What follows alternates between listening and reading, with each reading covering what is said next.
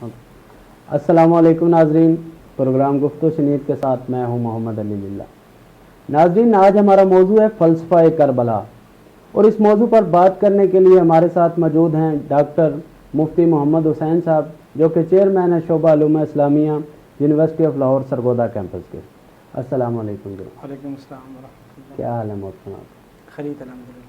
अच्छा डॉक्टर साहब, मैं मौजू के हवाले से ही गुफ्तगू का आगाज़ करना चाहूँगा कि फ़लसफ़ा करबला आज हमारा मौजू है।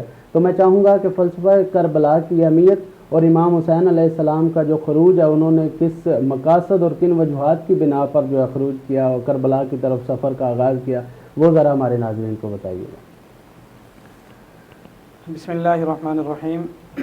वैसे तो इस्लामी तारीख़ शहादतों से भरी पड़ी है, बिल्कुल, और एक से बढ़कर एक शहादत ऐसी है कि वो वाक़अतन एक ना मिटने वाले उसके असरात हैं। बिल्कुल, उसमें हज़रत हमज़ा रज़ियल्लाहु अन्हु की शहादत है, हज़रत उस्मान रज़ियल्लाहु अन्हु की शहादत है, लेकिन हज़रत हुसैन रज़ियल्लाहु अन्हु की शहादत कई वजूहात से उन शहादतों से ज़रा मुनफ़रिद और मुख्तलिफ है।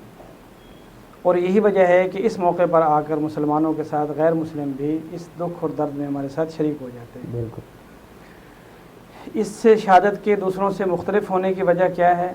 उसमें देखा जाए तो ये समझ में आता है कि नबी करीम सल्लल्लाहु अलैहि वसल्लम की मोहब्बत हर मुसलमान के दिल में इस कदर ज़्यादा है कि अकेली वो मोहब्बत एक तरफ कर दी जाए, बाकी सारी मोहब्बतें इकट्ठी की जाएँ तो नबी की मोहब्बत सबसे बढ़कर है। बिल्कुल, और फिर नबी की मोहब्बत सबसे ज़्यादा अपने नवासों के साथ है। और आपने जा बजाय इसका इजहार फरमाया, जब ये हज़रात पैदा हुए हैं तो आपने मोहब्बत का इजहार फरमाया, इनके नाम रखे और उनको आपने लुआब दहन से जो है पहली खुराक दी। फिर उसके बाद ये सारा ज़माना जो है आपने उनके साथ बहुत प्यार और मोहब्बत के साथ गुजारा है। तकरीबन 7 साल जो है वो हज़रत हुसैन रज़ियल्लाहु अन्हु आपके साथ रहे हैं। इसमें लाड प्यार और फिर आपने उनके साथ अपनी मोहब्बत के जैसे इज़हार फरमाया तो मुसलमानों को उसी लिहाज से उनके साथ मोहब्बत बहुत ज़्यादा है। और जब किसी का महबूब कत्ल होता है तो यकीनन उसका दुख और कत्लों से ज़्यादा होता है। दूसरे नंबर पर बाकी जो जंगें हुई हैं वहाँ जंग की तैयारी होती थी, और अगर बराबर का मुकाबला नहीं था तो कम से कम 1 और तिहाई का मुकाबला तो था ही। ये शहादत इस कदर मज़लूमाना है कि एक तरफ 72-70 नफूस, उनमें से कुछ बच्चे कुछ औरतें, और दूसरी तरफ पूरी ताकतवर हुकूमत और उनकी नुमाइंदा फ़ौज, वो भी हज़ारों में। बिल्कुल, इसलिए यहाँ आकर तारीख़ रुक जाती है कि ये मुकाबला ही क्या हुआ, और फिर उस मुकाबले में वो बहादुरी के साथ इस लश्कर को तय कर दें। इसी तरीके से यहाँ ख़ानदान नबूवत ज़बह हुआ है, इसलिए भी इस वाक़े की अहमियत बाकी वाक़यात से बढ़ जाती है। और इसके साथ साथ इसके फिर तारीख़ इस्लाम पर जो असरात हैं, इस बिना पर भी ये शहादत दूसरी शहादतों से ज़रा मुख्तलिफ हो जाती है। अच्छा डॉक्टर साहब, आपने गुफ्तगू के आगाज़ में भी जिक्र किया इस वाक़े की जो तारीख़ इस्लाम है उस पर असरात के, और गुफ्तगू के आखिर में भी आपने जिक्र किया, तो मैं चाहूँगा कि क्या असरात मुरतब हुए वो ज़रा हमारे नाज़रीन को बताइए। इसमें एक तो ये हुआ कि नबूवत का ख़ानदान ज़िबा हो गया, जिसकी बिना पर आज तक उम्मत जो है वो इस बात पर शर्मिंदा है कि ऐसा क्यों हुआ। दूसरे नंबर पर उस वक़्त जो मुसलमान आपस में बिखरे हैं तो आज तक फिर कभी भी उम्मत मुस्लिमा एक जगह जमा नहीं हो सकी। बिल्कुल। और उसके साथ साथ जब वाक़यात आगे बढ़ते हैं तो अल्लाह ताला ने उस वक़्त ये हालात बना दिए कि जो ज़ालिम थे वो दुनिया से ऐसे मिट गए कि आज तक उनका कोई खुशी से नाम लेने के लिए तैयार नहीं। बिल्कुल। लेकिन ख़ानदान नबूवत के एहतराम और मकाम और मोहब्बत वो आज भी उसी तरीके से जारी और सारी है जैसे कि रहनी चाहिए। अब इस ज़िमन में एक अहम बात जो मैं इस वक्त अपने नाज़रीन से अर्ज़ करना चाहता हूँ वो ये है कि जब भी मुहर्रम उल हराम का मौका आता है तो हमारे यहाँ ऐसे हालात बन जाते हैं या बना दिए जाते हैं कि ऐसा लगता है कि जैसे वाक़या अभी होने वाला है या अभी अभी हुआ है, और यूँ लगता है कि जैसे 2 फ़रीक़ हैं, एक हज़रत हुसैन रज़ियल्लाहु अन्हु के मुखालिफ और एक मुवाफ़िक़। हालांकि ऐसा नहीं है। जितने भी मुसलमान हैं तारीख़ी तौर पर हर एक इस वाक़े पे दुखी है, गमगीन है, इसकी मज़म्मत करता है, और कभी भी किसी ने उनके कातिलों को शाबाश नहीं दी। बिल्कुल। लेकिन हम हैं कि इस मौके पर आकर ऐसे दस्तो गिरेबां होते हैं कि बस औक़ात तो 2-2, 3-3 दिन जो है पूरा मुल्क जाम हो जाता है। बिल्कुल। और ऐसी खौफ हरास की सूरत हाल पैदा होती है कि पूछा जाता है कि जी आज के दिन अच्छे गुजर गया, कल के लिए दुआ की जाती है कि अल्लाह करे कल के दिन भी अच्छे गुजर जाए। तो हमें बहैसियत मुसलमान ये बात समझनी चाहिए कि ہم دو نہیں ہیں، ہم سب اس غم کے اندر شریک ہیں. صرف یہ ہے کہ ہمیں جو عناصر ہیں دشمن عناصر، ان کی سازش کو سمجھ کر اس سے بچنا چاہیے. حالیہ واقعات میں بہت دفعہ ایسا بھی ہوا ہے کہ دونوں طرف کے کابرین اپنے اپنی عوام کو سمجھا رہے ہوتے ہیں، لیکن کوئی تیسری طاقت آتی ہے جو آ کر انتشار پھیلا دیتی ہے. اور اگر ہم چند سال کی تاریخ دیکھیں تو بہت ساری طاقتیں ایسی ہیں کہ مسلمانوں کو لڑانے کے لیے اور ان کا اپنا حکمرانی چلانے کے لیے انہیں کوئی اور ایشو نہ ملے تو وہ بیچ میں یہ فساد ضرور شروع کر دیتے ہیں. تو ایک طرف ہم لڑ رہے ہوتے ہیں اور اتفاق بات یہ ہوتی ہے کہ دونوں کو سپورٹ کرنے والی وہ ایک ہی طاقت ہوتی ہے. اس لیے میں عرض کرنا چاہوں گا کہ محرم الحرام کے موقع پر ہمیں اس حسینی خاندان کے نقش قدم پر چلنا چاہیے اور آپس کے اختلاف اور انتشار سے بچ کر اپنا وقت گزارنا چاہیے. اچھا ڈاکٹر صاحب، اگر حسینی خاندان کا جو ہے راستے پر عمل کرنا ہے ہمیں، تو ہم دیکھتے ہیں کہ وہ حق کے دفاع میں کھڑے ہوئے، انہوں نے حق پر قائم لوگوں کا ساتھ دیا اور ظالم کے سامنے ڈٹ کے کھڑے ہوئے. تو اس واقعے سے جو ہماری امت مسلمہ ہے اس کو کیا سبق حاصل ہوتا ہے؟ اور دوسری بات یہ ایڈ کرنا چاہوں گا کہ آپ نے مذہبی انتشار کے بارے میں بیان کیا کہ مذہبی انتشار جو ہے بہت زیادہ ہے خصوصاً پاکستان میں، تو اس بارے میں رائے دیجیے گا کہ کس طرح اس کو کنٹرول کیا جا سکتا ہے. اس میں ہم آپ کے دوسرے حصے کے جواب پہلے دے دیتے ہیں کہ مختلف امن کمیٹیاں بنی ہوئی ہیں اور اس میں مختلف مسالے کے لوگ ہر دفعہ جمع ہوتے ہیں.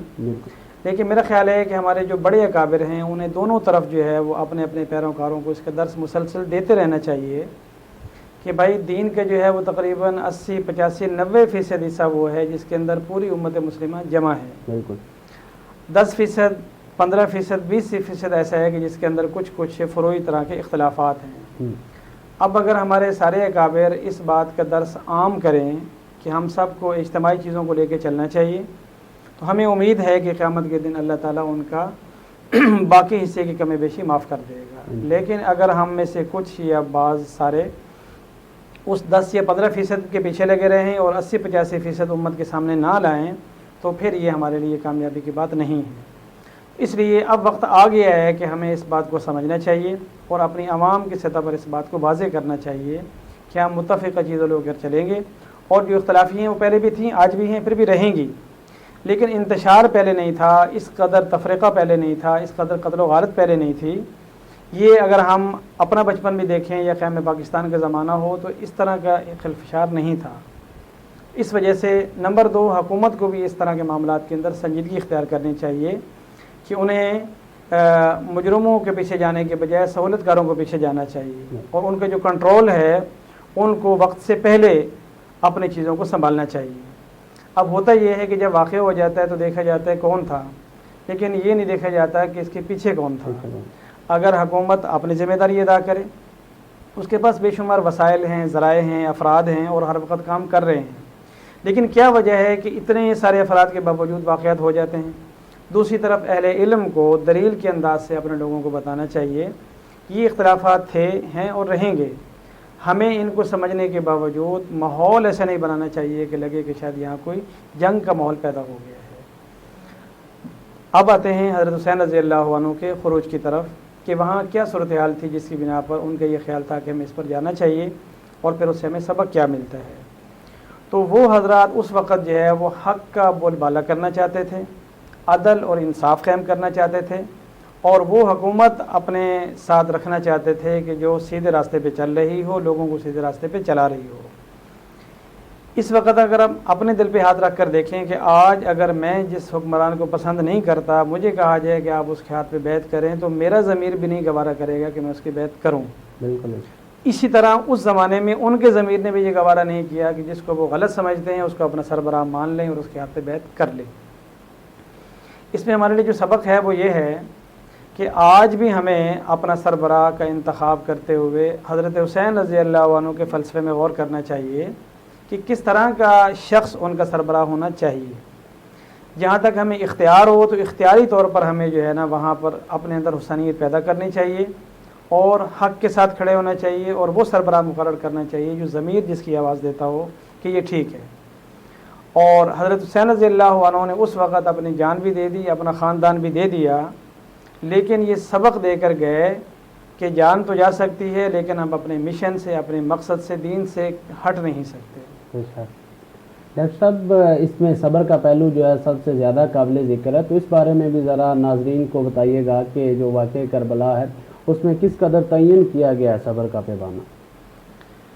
بس اس میں یہ واقعہ تو اس واقعے کا ہر پہلو ہی باعث سبق ہے، بالکل، لیکن یہ بات ضرور ہے کہ صبر حسین جو ہے وہ دنیا کے اندر ایک نام رکھتا ہے۔ بالکل، صبر کا مطلب یہ ہوتا ہے کہ ڈٹ جانا، ثابت قدم رہنا اور اس مشن کو لے کر چلنا۔ بالکل، آپ نے جب ارادہ کر لیا کہ میں نے جانا ہے تو پھر اس کے بعد کوئی مشکل آئی، کوئی رکاوٹ آئی، کچھ بھی ہو، وہ ان کے قدم واپس نہیں ہٹے، یہاں تک کہ خاندان اور جان دونوں چلے گئے، لیکن مشن سے انہوں نے ایک قدم بھی پیچھے نہیں ہٹایا۔ ہماری زندگیوں میں بہت دفعہ ایسا آتا ہے کہ ایک طرف دین کا تقاضا ہوتا ہے، ایک طرف ہماری خواہش ہوتی ہے، خیال ہوتا ہے، تو اس وقت یہ دیکھنا چاہیے کہ اگر وہ لوگ اپنا خاندان کٹوا کر لٹوا کر دین کے تقاضے سے نہیں ہٹے تو پھر ہمیں کم سے کم کسی نہ کسی درجے کے اندر دین کو ترجیح دینی چاہیے، اپنے دینی سوچ کے اوپر صادق قدم رہنا چاہیے اور اپنے بے شک جان مال کی پرواہ نہیں کرنی چاہیے۔